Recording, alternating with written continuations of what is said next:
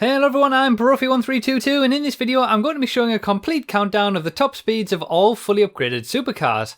All of these top speed values have been calculated in-game as accurately as possible to the nearest 0.5 of a mile per hour, and for a full explanation of how this was all done, read the description.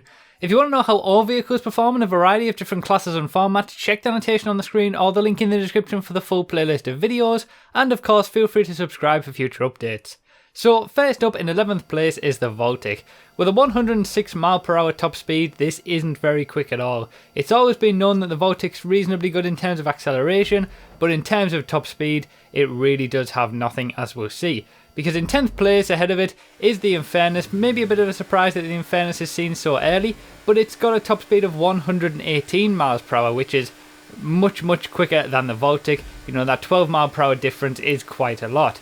Now, just ahead of the Infernus, 1 mph quicker is the Bullet.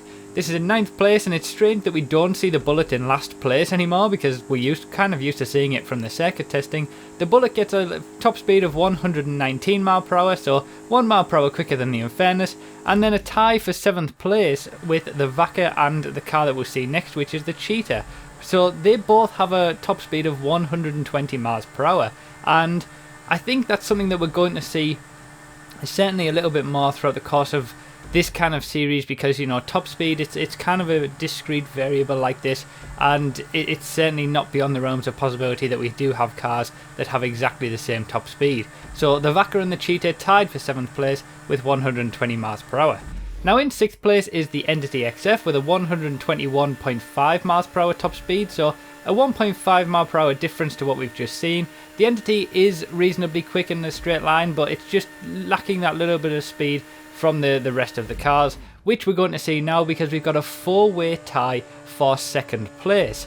So all of the cars here are about 0.5 of a mile per hour quicker than the Entity at 122 miles per hour top speed, and I think this is why we often see arguments with all of these cars. You know, when you're racing with your friends, you're maybe testing out top speeds with your friends, there are lots of different variables that could go into getting different results with these, but in a controlled environment, in controlled testing like this, it's basically showing that all of these cars have exactly the same top speed. You know, the Osiris, the Zentorno, the Turismo, and what we'll see next, which is the T20, they all have identical top speeds. So really, you know, in terms of a long highway race, you could choose any of them.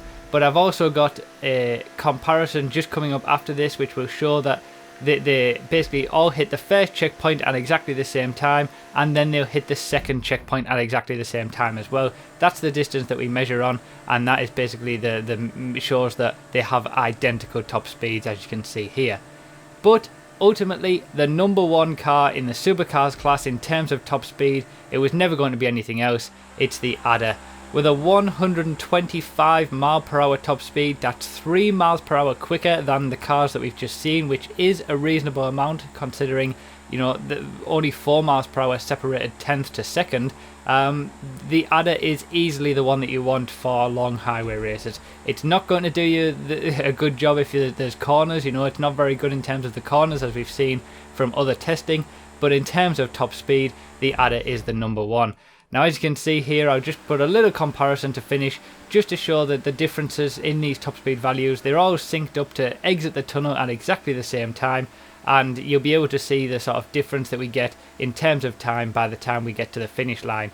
So that's pretty much it for this video. Now, as I mentioned at the start, the information on how these values were calculated is in the description, so check that out if you're interested. And basically how well these videos do and how much you guys enjoy them or find them useful is going to determine whether I continue and sort of test more classes. So these do take a lot of time and you know, to make, and when it comes to testing all of the cars multiple times and taking them on multiple runs and working it all out. So if you did enjoy, you know, leave a like, let me know all your thoughts in the comments section. I'd really appreciate that. If you are new to my channel, feel free to subscribe to be notified of when I do other classes in this way, and of course you are welcome to check out my previous testing where I've already taken every single vehicle in GTA around a regular circuit to see how they perform in a racing situation. So thank you guys so much for watching. I really do appreciate the support as always, and I'll see you next time.